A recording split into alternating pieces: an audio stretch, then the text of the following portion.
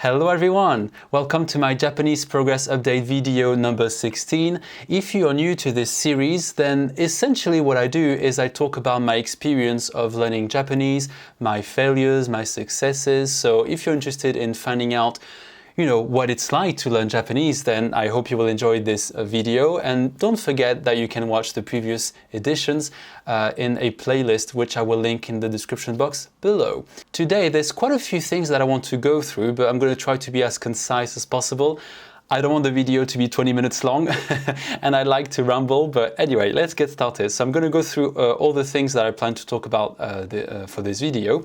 And the first milestone that I've just reached recently was that I've covered all N5 grammar. So this is really motivating and it's really exciting to see that I've made quite a lot of progress. So it wasn't fast, but as you know, if you've been watching this series, I'm not going for speed. I'm going only for fun, really. And yeah, I guess fun is literally what sort of drives me with Japanese.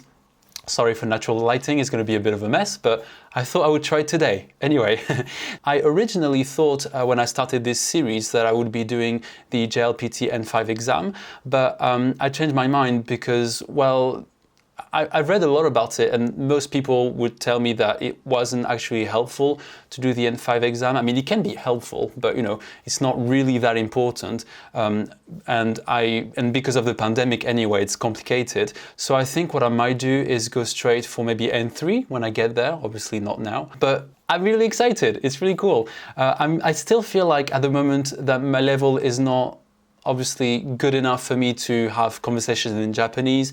I can say basic things. I'm starting to understand quite a bit as well, which is very motivating. But I feel like right now, even though my grammar is, good, I'm happy about it, essentially. I feel like my vocab is still a little bit behind. So it's something that I'm working on. And to work on that, I've decided to do a new deck. If you follow this series, if you've been following this series, you know that I'm a big fan of Genki, so I do a lot of decks. At the moment, I'm working on 5 decks, but there's one which is on pause. I'm going to go through the new one first. So the new one I'm working on is the Genki one, because I never really worked with Genki before. I only did Japanese for Busy People, then I did Japanese from Zero, the first 2 books, but I never actually went through Genki. But in my Japanese classes, that's the textbook that my teacher uses. And I realized when we do the activities that I'm behind with some vocab. I mean, I know most of the vocab I need, but sometimes I don't know, phrases and words. And that would be helpful for me to know that before I can sort of move on to more advanced stuff. So what I decided to do was to start a new Anki deck for Genki 1. And I'm not going through everything because obviously there's a lot of words that I know already. So what I do is I just delete them. If I'm really, really confident with the word, like shigoto, I know what that is, watashi, same thing. So I just delete the words. And what I keep is obviously the words I don't know, but also I like to keep the cards which show me the kanji, because I'm trying as well to improve my reading skills with the kanji, because I can read kana comfortably, but my kanji obviously, I feel like kanji is always going to be work in progress anyway, but I feel like I'm a little bit behind, so I know lots of, a fair amount of words and grammar, but my kanji reading is quite far behind. So I'm trying to sort of catch up on that. And I feel like language learning is always like that, you sometimes get more advanced in a skill, and it's important sometimes to find a balance. So, whenever you feel like you're behind with one thing, then just find a way to catch up and focus more on your weakness, so to speak. And that's what I'm doing. So the way I do it with the cards is that the deck comes with 3 cards per word. So basically, one side is just the pronunciation, and then there's the English to Japanese, and then there's the Japanese, especially words with kanji, that's what I find the most useful, to English, if that makes sense, yeah? So if I'm comfortable with the word, I know how to say it and I understand it, but I can't read it, then I just keep the side with the kanji, if that makes sense. I don't know if I'm clear. I hope I'm clear most of the time, but you never know. Do ask questions if that wasn't clear. And yeah, so that's what I do. Then the other decks is Japanese from zero, which I've completed, so now I'm just reviewing it, and Japanese for busy people, same thing. And I only get like 8 to 10 reviews a day, so I can tell like I'm pretty confident with the deck. But it's kind of nice to keep having the reviews because sometimes I forget some words, so it's nice to have this, you know, refresher essentially. And then my other deck is RTK. And RTK, I'm a little bit frustrated because I stopped doing reviews regularly. I'm not sure why. I think I wanted to focus on vocab, which is what I did, but then I feel like I forgot a lot of the kanji and I accumulated lots of reviews, so I'm really behind. But I'm gonna find a time at some point to catch up and, you know, be back to being on top of my reviews because I don't want to forget all the time I spent doing RTK, and that was a huge amount of time. So I don't want my effort to go to waste, essentially. And the next thing I wanted to talk about is a challenge that I'm going to try to do in April. I can't remember the name exactly, but it's basically doing 40 hours of language learning in 1 week. And it's going to be a big challenge. I'm not sure exactly if I'm going to manage. I've never done anything like that before. I've never studied languages for 40 hours in my life before.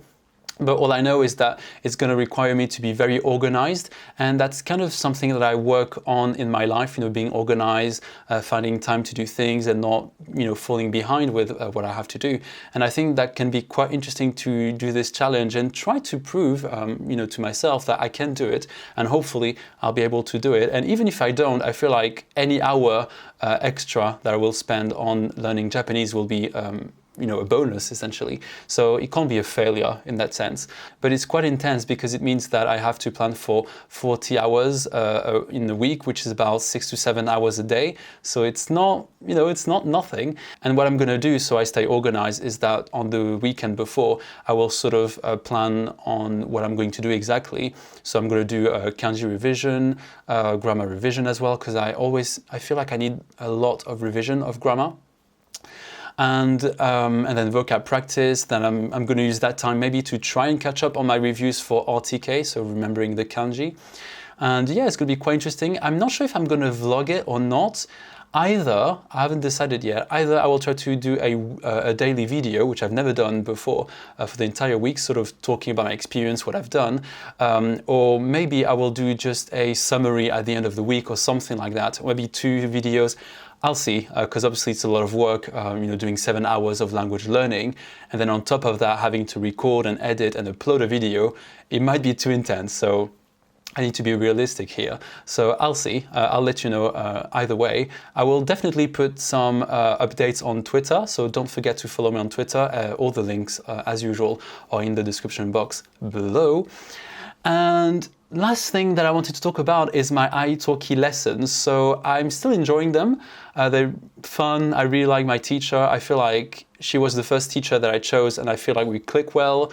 We work well together. We learn lots of grammar. Her classes are a bit intense. I'm not saying that as a negative because I kind of want something intense, but I increased the number of hours, I mean not hours, but of minutes, I guess, because I went from 1 hour to an hour and a half of lessons. It's kind of intense. I feel like I use that word a lot in this video, but everything is intense. And I feel like it's intense, but I kind of feel like I'm making a lot of progress with grammar, which is nice. But sometimes the homework is a bit too much. I don't think it's her fault so much, and I feel like I don't mind actually, because basically what happens is that with the homework I usually need 3 to 4 hours to complete it, because I've got to do the grammar sort of practice, and also the readings that she gives me are always what takes me the most time, because my reading skills are not that great, but that's why I'm trying as well to focus on kanji reading, so that, you know, the reading process is a bit more fast, like is just faster.